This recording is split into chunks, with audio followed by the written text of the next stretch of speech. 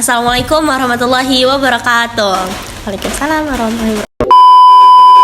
Assalamualaikum warahmatullahi wabarakatuh. Perkenalkan, kami dari kelompok 6. Kami akan membicarakan materi mengenai ekonomi pada masa Orde Baru. Saya Anissa Tamara Panjaitan. Saya Arfena Dwi Jafira.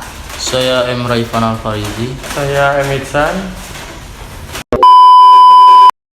Peristiwa G30 SPKI menjadi faktor yang mengakibatkan kekacauan di Indonesia sejak akhir 1965 sampai 1966.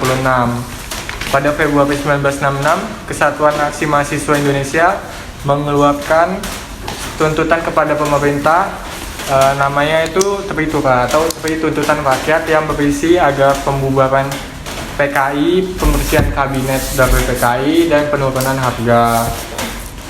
Situasinya saat itu kayak gimana? Terus ada nggak tindakan yang diambil untuk keamanan? Situasi pada saat itu sangat kacau yang mengakibatkan Presiden Soekarno mengeluarkan surat perintah kepada Letjen Soeharto yang pada saat itu menjabat sebagai Panglima TNI Angkatan Darat untuk mengambil tindakan untuk mengamankan kondisi negara. Untuk mengamankan kondisi negara pada tanggal 11 Maret 1966 yang kemudian dikenal sebagai Sumpah Semar atau Surat Perintah 11 Maret. Terus langkah yang diambil itu tuh langkah yang diambil Soeharto itu pembubaran PKI. Jadi Letjen Soeharto langsung menjadi presiden saat masa Orde Baru atau enggak? Jawabannya enggak. Awalnya dari tahun 66 sampai 67, Letnan Jenderal menjadi Ketua Presidium Kabinet. Soekarno saat itu masih menjadi presiden. Namun, ketua yang memimpin berjalannya kabinet adalah Soeharto. Lalu pada tahun 67 sampai 68, Soeharto ditetapkan sebagai pejabat presiden. Lalu melalui sidang yang dilakukan oleh MPRS, Soeharto diangkat sebagai presiden dari tahun 68 sampai 98. Ya, jadi sejak awal berkuasa, pemerintah Orde Baru ini menitik beratkan fokusnya itu pada sektor pertanian karena menganggap ketahanan pangan adalah prasyarat utama kestabilan ekonomi dan politik. Sektor ini berkembang pesat setelah pemerintah membangun berbagai prasarana pertanian seperti irigasi dan pembangunan, terus teknologi pertanian hingga penyuluhan bisnis. Pemerintah juga memberikan kepastian pemasaran hasil produksi melalui lembaga yang diberi nama Bulog atau Badan Urusan Logistik. Ada nggak sih hasil dari fokus pemerintahan yang memfokuskan pada sektor pertanian itu? Ada, mulai tahun 1968 hingga 1992 produksi padi meningkat tajam. Pada tahun 1962 misalnya, produksi padi hanya mencapai 17.000 ton. Jumlah ini berhasil ditingkatkan menjadi 3 kali lipat, menjadi 47.000 ton pada tahun 1992. Prestasi ini merupakan sebuah prestasi besar mengingat Indonesia pernah menjadi salah satu negara pengimpor beras terbesar di dunia pada tahun 1970-an. Fokus pemerintahan di awal masa Orde Baru apa? Apa ada kebijakan yang ditetapkan? Pada awal Orde Baru memang memfokuskan pada pembangunan ekonomi karena ekonomi pada saat itu tuh sangat memprihatinkan. Ya, jadi program yang dijalankan di pemerintah Orde Baru ini menerapkan 2 kebijakan ekonomi, yaitu kebijakan program jangka pendek dan juga jangka panjang. Kalau pada awal pemerintahan, apa masalah yang dihadapi Soeharto? Pada awal pemerintahannya, Presiden Soeharto dihadapkan pada masalah yang cukup sulit di bidang ekonomi. Contohnya inflasi yang mencapai 650% yang berimbas pada naiknya harga kebutuhan. Selain itu, alat produksi mengalami kerusakan yang cukup parah, terutama di sektor pertanian. Ada dampak yang ditimbulin nggak sih ke masyarakat? Ada, permasalahan itu berakibatkan pada kurangnya tingkat kesejahteraan masyarakat Indonesia.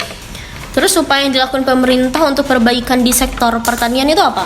Upaya yang dilakukan pemerintah yaitu rehabilitasi dan stabilitas ekonomi. Rehabilitas maksudnya pemerintah pada perbaikan fisik terhadap prasarana dan alat produksi, dan stabilitas dijadikan pemerintah itu menghasilkan supaya harga tidak melonjak menerus Nah, program yang dijalankan pemerintah itu menghasilkan hasil yang baik.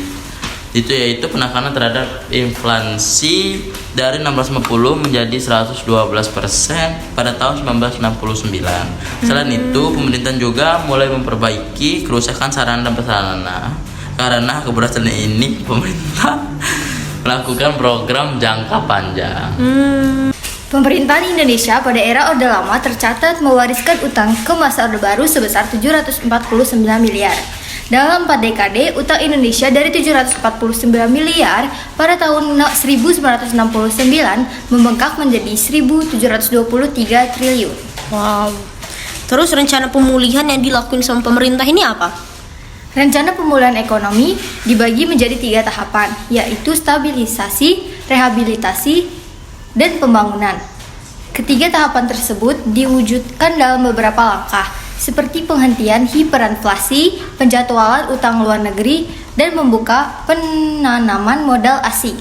Soeharto juga mengirimkan delegasi ke berbagai negara kreditor untuk membahas moratorium utang luar negeri negara. Tujuannya adalah London, Paris, klub untuk informal kreditur di pentas internasional.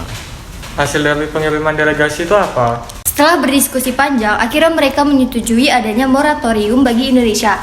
Forum juga sepakat membentuk Intergovernmental Group on Indonesia atau IGGI tahun 1967. Tujuan dibentuknya IGGI ini apa? Habis itu hasilnya juga apa? Tujuan pembentukan IGGI adalah untuk memberikan pinjaman ke Indonesia. Sejak IGGI dibentuk, Indonesia mendapat pinjaman sebesar 200 juta dolar Amerika Serikat. Oh iya, jadi dari rentang 1967 sampai 1969, bantuan luar negeri ini menyumbang sebesar 28%. Belanda memberikan bantuan paling besar yaitu 140 juta US dollar, kemudian disusun oleh Jerman, Amerika Serikat, dan juga Jepang. Terus itu uang ini akhirnya kemudian dipakai untuk memperbaiki perekonomian dan melakukan perubahan dan melakukan pembangunan. Setelah beberapa tahun, Indonesia dan IGGI ini mengalami pecah kongsi. Penyebab dari pecahnya kongsi itu apa sih? Apakah karena permasalahan apa? Ada permasalahannya, yaitu pemicu putusnya tragedi Santa Cruz di Timur pada November 1991. Pada saat itu tentara menembaki warga yang sedang berlangsungnya upacara pemakaman aktivis pro kemerdekaan yang bernama Sebastio Gomez. Akhirnya karena hal ini IGGI menghentikan bantuannya kepada Indonesia. Indonesia juga pernah menjadi penghasil minyak bumi terbesar saat itu dengan harga jual mahal. Akibat perekonomian Indonesia membaik dan dapat membantu pembangunan. Namun saat minyak harga turun, Indonesia juga mengalami kerugian dari hak tersebut.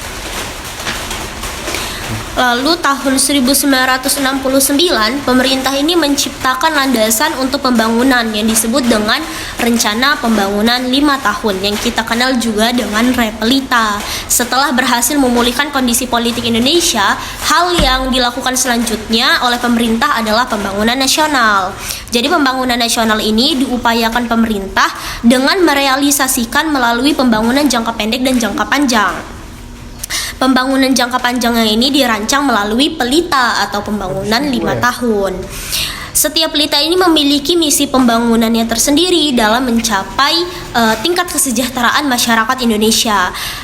Periodenya sekitar 25-30 tahun. Pembangunan nasional ini adalah rangkaian upaya pembangunan yang berkesinambungan yang meliputi seluruh aspek kehidupan masyarakat, bangsa, dan negara. Pembangunan nasional ini dilaksanakan dalam upaya mewujudkan tujuan nasional yang tercantum dalam pembukaan Undang-Undang Dasar 1945. Isinya apa sih? Jadi isinya adalah pelaksanaan pembangunan nasional yang dilaksanakan pemerintahan Orde Baru, berpedoman pada trilogi pembangunan dan 8 jalur pemerataan.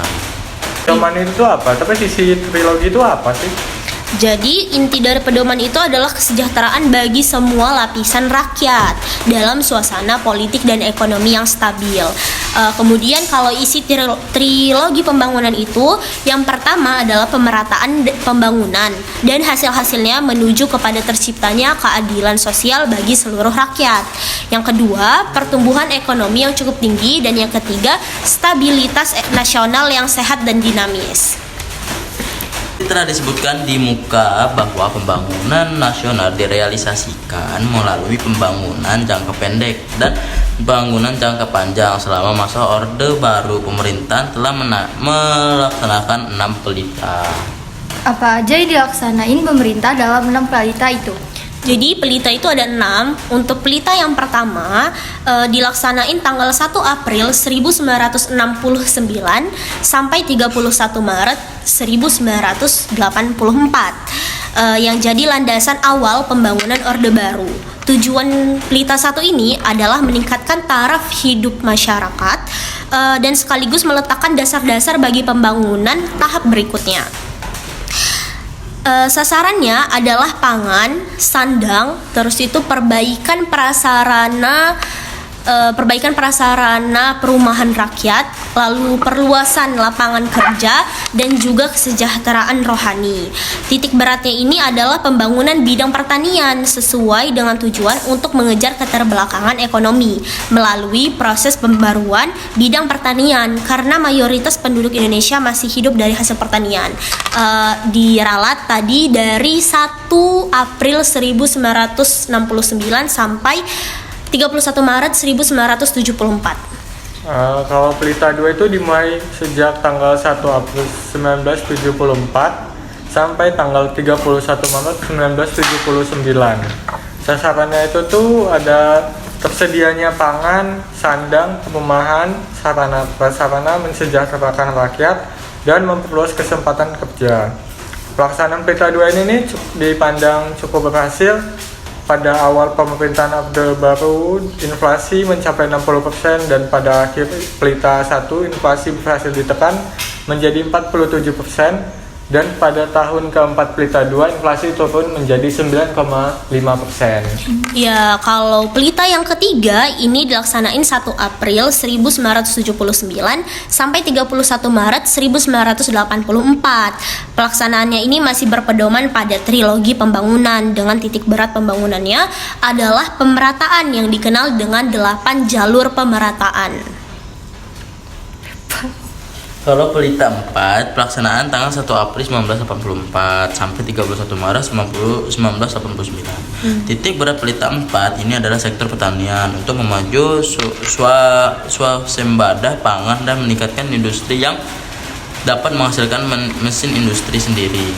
Dan di tengah berlangsungnya pembangunan pada pelita 4 ini, yaitu awal tahun 1980, terjadi resensi untuk mempertahankan dan kelangsungan pembangunan ekonomi.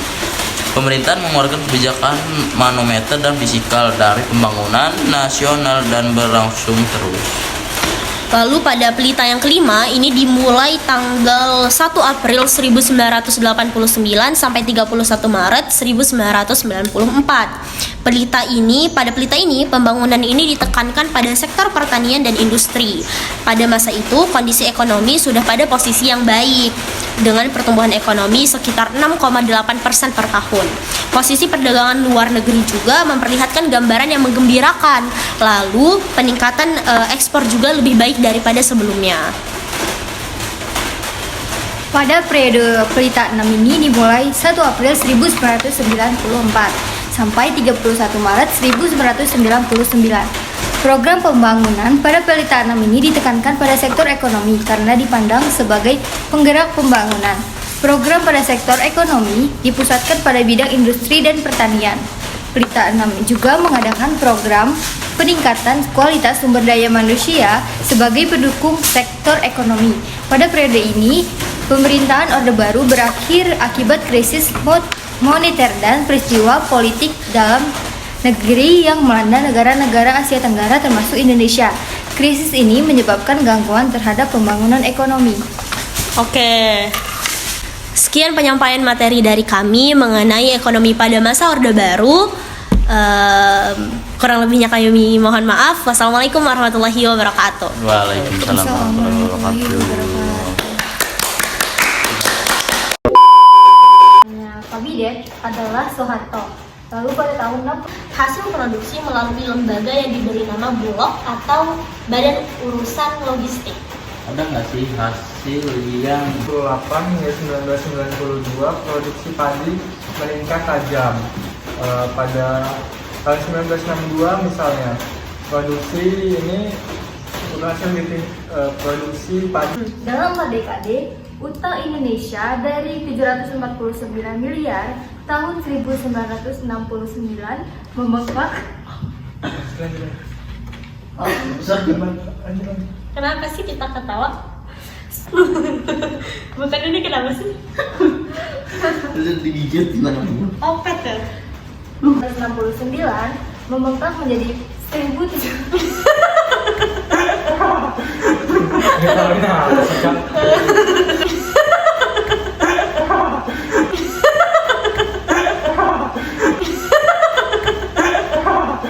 Yo, itu mau nunggu para alam. Boleh. Boleh. Aduh, betul. San wajar. Capek ya guys, udah panas habis itu. Iya. Jatuh. Ya rusak. Kan tadi juga bentar, kita nunjukin opetnya mana sih opet? Ini lopet. Ada. Kalau pada awal pemerintahan atau masalah yang dihadapi. Kenapa?